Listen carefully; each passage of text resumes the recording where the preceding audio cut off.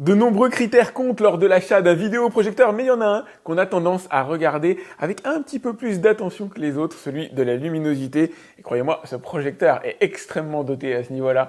Bienvenue sur AviExpress pour le test du JMGO N1S Ultimate 4K. Nous allons naviguer dans un univers haut de gamme depuis la structure du projecteur qui s'oriente à 360 degrés sur son pied et permet aussi une projection verticale. Vous aurez remarqué sur la partie basse qu'il y a suffisamment d'espace pour pouvoir faire passer le câblage. La partie électrique est quant à elle branchée directement sur le support ici. Quant à la partie arrière, on va retrouver classiquement de l'USB-A, de l'HDMI IRC, de l'HDMI classique, les deux étant sur du 60 Hz. Et une sortie casque. HDMI 2 points pour la partie communication sans fil, Bluetooth 5 points et Wi-Fi 6 à l'intérieur. L'info n'est pas vitale mais peut toutefois vous intéresser, le projecteur fait 4,6 kg. Tout ça pour dire qu'il est portable et déplaçable, regardez par rapport à la taille de ma main. Le pas de résistance réside dans le système optique, il s'agit d'un projecteur 4K utilisant la très connue et très utilisée puce Texas Instruments DMD 047 qui, par le biais du traitement XPR et son taux de rafraîchissement à 240 Hz, permet de créer une image réellement 4K à partir d'une matrice Full HD. Je vous invite à vous renseigner sur le traitement XPR, c'est une idée absolument géniale qui permet effectivement d'obtenir de la véritable 4K in fine. Couverture de l'espace colorimétrique théorique à 110% du BT 2020, contraste théorique toujours à 1600 points et un niveau de luminosité attendu à 3500 lumens ANSI, pas CVIA. C'est tout simplement stratosphérique. Je précise qu'il s'agit de données constructeurs. Ce qui va retenir notre attention tout de suite, c'est la technologie optique MALC. Il s'agit d'un regroupement de diverses technologies dont l'empilement modulaire des lasers permettant d'améliorer l'efficacité lumineuse sur les zones les plus colorées. Une technologie importante de réduction du speckle laser, cette espèce de granularité, de taches, de tavelures qui peut apparaître sur certaines images et surtout certaines surfaces de projection liées à l'utilisation d'un graveur laser. Et enfin, d'un diffuseur permettant d'uniformiser la répartition de la lumière. Cet assemblage propriétaire porte le doux nom d'MALC pour Microstructure Adaptative Laser Control. Il s'agit d'un projecteur HDR10 10 bits avec un ratio de projection de 1,2 pour 1. Zoom digital, même si l'optique est toujours bienvenue, correction trapézoïdale, horizontale, verticale, autofocus. Adaptation automatisée de la largeur de l'image en fonction des obstacles. 2 x 10 watts en stéréo avec décodage DTS et Dolby. Google TV à l'intérieur, ça c'est fait pour plaire à bon nombre d'entre nous. Pas tant que je suis un fanatique de Google, mais c'est quand même bien pratique. Sur la télécommande, vous allez d'ailleurs retrouver l'accès à Netflix. Bien sûr, vous aurez Netflix en 4K si vous avez l'abonnement qui va bien avec. L'accès à Prime Video, à YouTube. Processeur Mediatek à l'intérieur. Et pour mes anciens abonnés, je digresse une petite seconde. Je vous avais dit, Mediatek c'était, alors pas forcément le fondeur, mais le concepteur de puces à suivre. Aujourd'hui, il commence à arriver au niveau de Snapdragon, ce qui est pas peu dire. Faites une petite recherche, Snapdragon 8 Gen 3 contre Dimensity 9300+ dans Google et vous verrez ce que ça donne. 2 Go de RAM, 32 Go de stockage, durée de vie de la lampe de 30 000 heures. Le compte est plus que bon, j'ai hâte de vous le montrer. Alors ça c'est toujours mon moment de grâce et de style, le déploiement de mon écran Vivid Storm. Sachez que vous n'êtes pas obligé d'utiliser un écran spécialisé pour utiliser ce projecteur, mais pour en tirer le meilleur parti, l'idéal, c'est quand même d'investir. Alors, pas forcément dans celui-là, hein, à vous de voir. Petite précision, vous aurez besoin d'un recul d'au moins 1,20 m pour afficher la taille d'image la plus petite. Ah, et si vous vous demandez pourquoi je n'utilise pas celui-là est dédié aux courtes focales, c'est pas la même réverbération de la lumière. Je sais bien que pour vous, ça ne transparaît pas forcément à l'écran, mais il y a déjà une sacrée claque. Le projecteur est utilisable en plein jour, comme vous pouvez le voir. À cet instant précis, vous avez la sensation d'une image délavée. Chez moi, elle est beaucoup plus lumineuse que ce que vous voyez, même si je le répète, comme d'habitude, ce genre de projecteur n'est pas fait pour concurrencer la lumière du soleil. Je précise qu'à cet instant précis, j'ai 4 sources lumineuses à l'intérieur de mon salon, dont une grande baie vitrée. On est début septembre, météo moyenne. 2 premières remarques pendant que je baisse les volets de mon salon. La première, la télécommande fonctionne remarquablement bien. J'ai les volets là à mi-hauteur, et ça y est, l'image a révélé un énorme potentiel. Encore une fois, c'est filmé par ma caméra, je vais faire des ajustements, je vous rassure. Et le bruit émis par la ventilation du projecteur, imperceptible. Aucun bruit, c'est un vrai bonheur. Voilà, là vous allez pouvoir commencer à kiffer, même s'il y a encore quelques réglages à effectuer sur ma caméra. Vous commencez à prendre conscience de la qualité de l'image émise par le JMGO N1S Ultra. C'est beau, c'est beau, c'est beau. Voilà, j'ai fait un petit réglage de balance des blancs avant de parler des réglages et de la calibration du projecteur lui-même, de son potentiel à ce niveau-là. C'est juste comme ça pour vous allécher et vous mettre l'eau à la bouche en attendant un peu plus de précision. Et puis l'occasion de vous dire que tout ce que vous voyez est retranscrit par ma caméra qui a forcément ses limites en matière de luminosité, de colorimétrie. C'est pas exactement ce que moi je vois que vous verrez, Fiez-vous à mes commentaires notamment. Allez, on commence la navigation Android TV à l'intérieur. Je vous montre rapidement ça. C'est les principaux menus que vous allez avoir dessus, c'est somme toute assez classique. La possibilité de choisir les sources, l'économiseur d'écran, de régler les paramètres de l'image, qu'on verra de manière détaillée bien sûr à l'intérieur de cette vidéo. Mode d'image standard, vous avez les pré-réglages. Le mode jeu, qu'on testera tout à l'heure pour notamment le temps de latence, l'input lag entre le moment où j'effectue une action et sa répercussion à l'écran. On verra aussi quelques paramètres utilisateurs. La HDR est activée. La compensation de mouvement, ça c'est super important. Je vais l'activer, le mettre en mode médium. C'est le fameux MEMC qui permet d'éviter les saccades. Le mode 3D, je vous l'ai pas dit, le projecteur accepte les fichiers 3D comme vous pouvez le voir.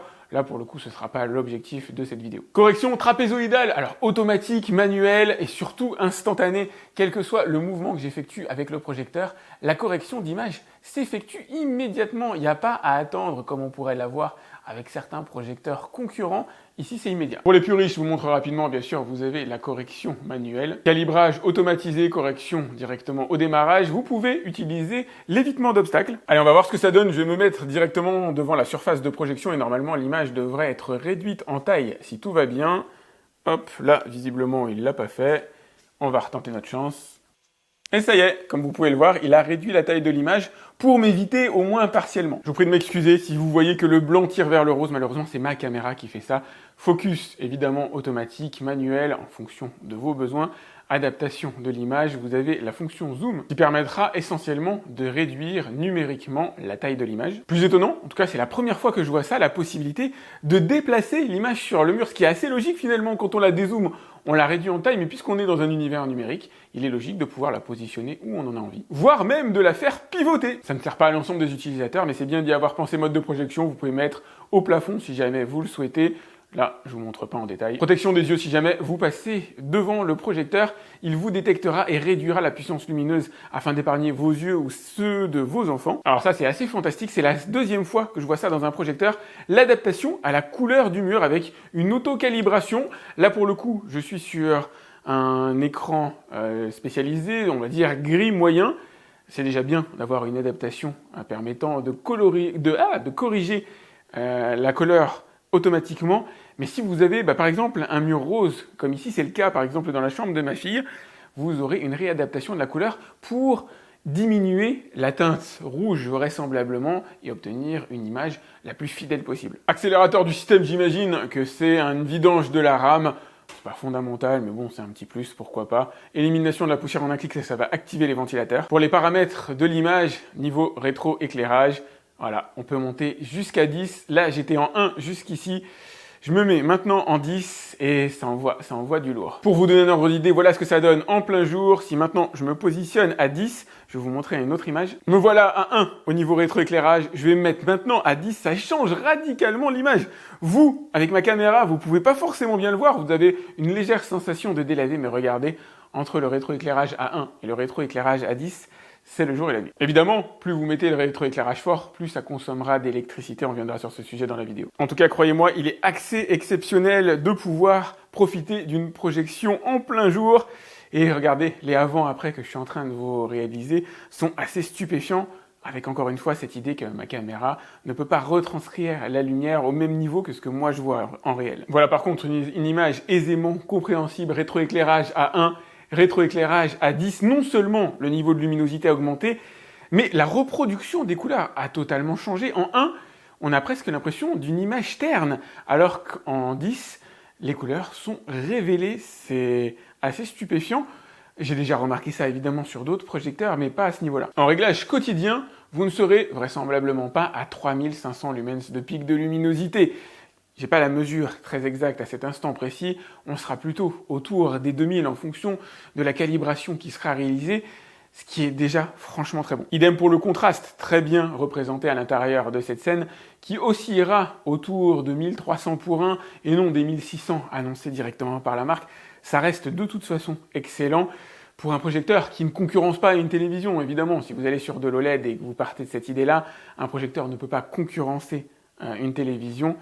Mais dans un univers à volets fermés, ou en tout cas à relative pénombre dans la pièce, c'est franchement très beau. Allez, j'ai poussé un petit peu l'ISO de ma caméra pour vous montrer cette scène dans le noir qui ne baffe pas en matière de luminosité. Alors déjà, il y a quelque chose qui me saute aux yeux, moi, c'est que ces scènes-là, par exemple, avec les murs de Paris ici, sur un projecteur bas de gamme, sont totalement invisibles. Je ne sais pas si vous le voyez à l'écran, mais l'intérieur de la maison m'est visible, même si c'est léger. L'intérieur de l'arcade du pont m'est visible aussi sur un projecteur entrée de gamme, c'est noir. Sur un projecteur milieu de gamme, on distingue un peu les pierres. Il n'y a que sur un projecteur haut de gamme où véritablement ça prend son sens. Voilà, si je pousse les ISO, là, normalement, vous commencez à avoir une image peut-être plus fidèle par rapport à ce que moi je vois directement à l'écran. Et c'est plutôt cool. Alors, forcément, dans les scènes les plus sombres, dans les films, à la Batman Dark Knight, ça va être un peu plus dur. Forcément, un projecteur ne fait pas de miracle. Là, par exemple, je vais me remettre en ISO automatique, sinon vous allez avoir une image cramée. Ah, j'ai toujours ces petites difficultés de réglage de balance des blancs sur ma caméra qui tire sensiblement vers les roses pour la reproduction. Là, par exemple, du ciel qui est parfaitement bleu à l'image, mais que vous voyez tirant sensiblement vers le rose. Regardez-moi ce ciel étoilé, absolument magnifique, et vous apprêtez à voir aussi les couleurs qui sont chatoyantes au possible. C'est un pur bonheur avec des effets HDR permettant d'améliorer les contrastes, d'avoir de meilleurs pics de luminosité. On en prend plein les yeux. Alors dans des scènes dédiées spécialisées comme c'est le cas ici, évidemment c'est fait exprès. L'overscan qui est la bande grise ici qui entoure l'image est très réduite, elle fait environ 2 cm.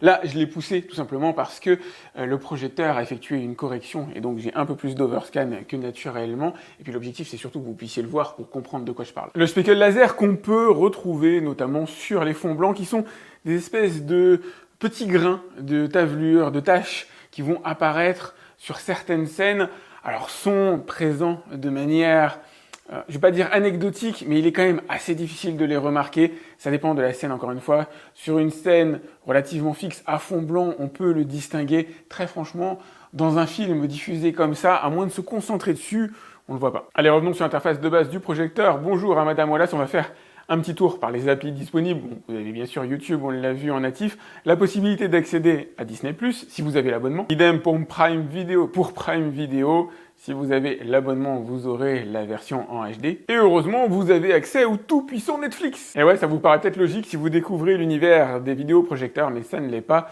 Mon iSense, par exemple, n'a pas Netflix inclus à l'intérieur.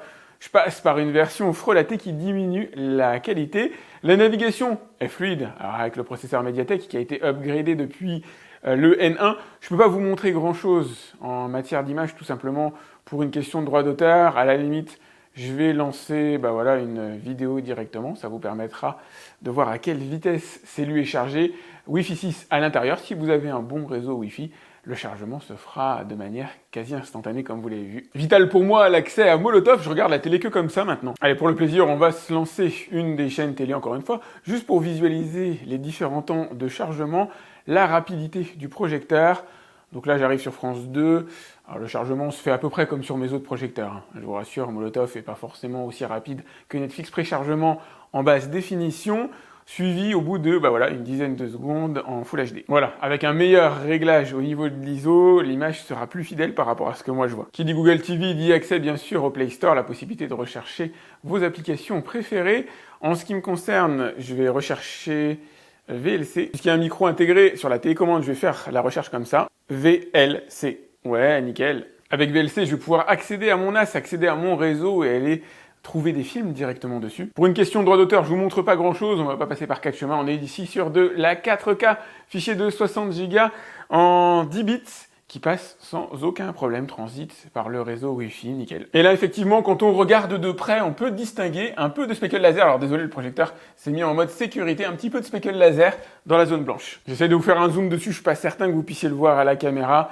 Très franchement, à distance, là, je suis à environ un peu plus de 2 mètres de mon écran et je le perçois pas. Il y a qu'en étant véritablement proche que je m'en suis rendu compte. Je peux pas vous faire la liste des applications, toutes les applications disponibles dessus, mais vous allez retrouver Canal+, vous allez Apple TV, voilà, TF1, M6, les basiques français ne sont pas oubliés, ce qui n'est pas le cas dans tous les projecteurs. Après, le plus important, évidemment, c'est que vous ayez accès à la chaîne Avis Express. Allez, bienvenue sur la PlayStation 5. Pas d'objectif de démo de ma part. L'objectif, c'est de contrôler l'input lag, c'est-à-dire le délai d'action entre le moment où j'appuie sur un bouton directement sur la commande et sa répercussion à l'écran.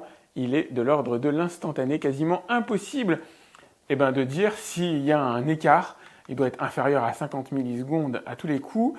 c'est nickel, vous allez donc pouvoir jouer sans aucun problème aux jeux vidéo, aux consoles. Alors j'ai pas toutes les consoles à tester malheureusement, mais il y a de fortes chances que ça passe pour tout. Allez, je vous laisse profiter de quelques belles images. Le son est véritablement fantastique sur ce projecteur, un des meilleurs que j'ai pu entendre jusqu'ici. Alors il va m'être compliqué là de vous faire entendre réellement quelque chose de cool, tout simplement parce que la plupart des bandes son sont soumises à droit d'auteur. Vous pouvez l'entendre comme ça en toile de fond. Je peux vous mettre à la limite mon micro directement à côté du Projo.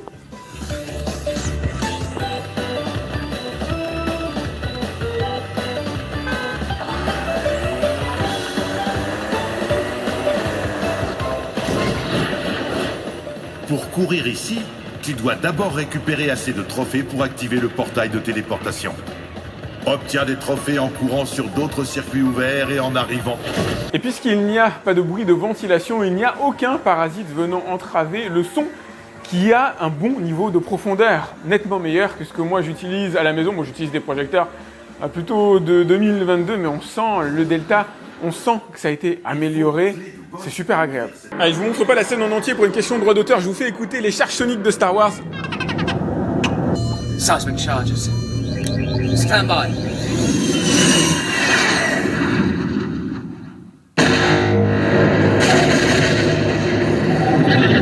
Ouais, c'est vraiment pas mal, hein, pour du 2 x 10 watts. Alors, on n'a pas la restitution d'un caisson de basse, évidemment. Branchez un kit externe si vous le pouvez. Mais c'est quand même très bon. JMGO a clairement amélioré sa copie sur ce projecteur tout en conservant les fondamentaux qui ont fait son succès à partir du socle, notamment que vous avez ici, l'ajout de Google TV à l'intérieur qui change la donne pour permettre d'avoir les fonctions, les applications qui vous intéressent, qui m'intéressent moi aussi, qui sont maintenant disponibles. Très bonne colorimétrie après calibrage, excellent niveau de luminosité qui n'atteint pas forcément les 3500 ou alors dans des configurations spécifiques, mais reste suffisant pour une projection en relative pénombre, éventuellement en plein jour. À nuancer quand même, c'est pas l'idéal. Un projecteur en plein jour, de manière générale, c'est pas idéal, surtout si le soleil tape directement dans le mur sur lequel vous projetez. Très bon niveau de fluidité, pas de juddering effect prononcé que j'ai pu distinguer avec quelques petits réglages effectués directement sur le système. Vous allez pouvoir obtenir une image impeccablement fluide et relativement naturelle. Bon contraste qui n'est pas au 1600 à annoncer mais relativement proche. Input lag impeccable qui vous permettra de jouer aux jeux vidéo, brancher votre ordinateur, avoir une réponse immédiate en fonction des mouvements que vous allez effectuer avec votre souris ou des actions que vous allez effectuer sur la manette. Le ventilateur est de l'ordre de l'imperceptible, ça c'est un vrai bonheur pour les oreilles. On voit la différence entre un projecteur entrée milieu de gamme et un projecteur haut de gamme. Enfin je dis on voit, mais on entend et on l'entend aussi par rapport au son. Le système sonore à l'intérieur est vraiment excellent. On a même de la profondeur, j'irai pas jusqu'à dire de la basse, mais c'est bon, c'est tout simplement très bon, voire même ce que j'ai pu entendre de mieux aujourd'hui sur un projecteur à gamme à peu près équivalente. Ex d'amélioration, alors il y a eu de l'amélioration par rapport aux précédentes générations sur le speckle laser, mais qui reste toujours visible en se concentrant. Quand franchement, au quotidien, lorsque vous regardez une vidéo, moi je le vois pas. À titre personnel, je le vois pas. Si on se concentre dessus, si on se rapproche, si on zoome, oui, il y en a encore. Moins d'aberrations chromatiques, de couleurs qui peuvent baver sur du blanc, sur du texte. Ça reste extrêmement peu perceptible.